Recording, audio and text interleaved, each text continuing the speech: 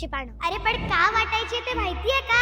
असू द्या, टेन्शन नका घेऊ, शार्पनर सांगेल ना. तर ऐका, दंतकथेनुसार प्रभू श्री रामाच्या कुळातला एक राजा होता, रघुराम राजा. ते इतके दानशूर होते की राज्यातलं सगळं सोनं जनतेत वाटून बसले. आणि यावरून कुबेरांनी त्यांची परीक्षा घ्यायची ठरवली. कुबेर साधूंच्या वेशात रघुराजांना भेटायला गेले आणि म्हणाले, राजन मला दान द्या. राजा म्हणाले, नक्कीच, पण माझा खजिना तर रिकामा आहे. उद्या युद्धातून परत आल्यावर तुम्हाला सोनं नक्की देणार. पण साधू म्हणाले, पण मला आत्ताच दान दे. राजा रघु गोंधळले, खजिना नाही तर आता द्यायचं काय? शेजारी एक झाड होतं आणि तिथेच सोनेरी रंगाचं आपट्याचं पान पडलं होतं. तेव्हा त्यांनी शेजारच्या झाडावरून पडलेलं सोनेरी रंगाचं आपट्याचं पान त्यांना उचलून दिलं आणि म्हणाले, आता माझ्याकडे फक्त एवढंच.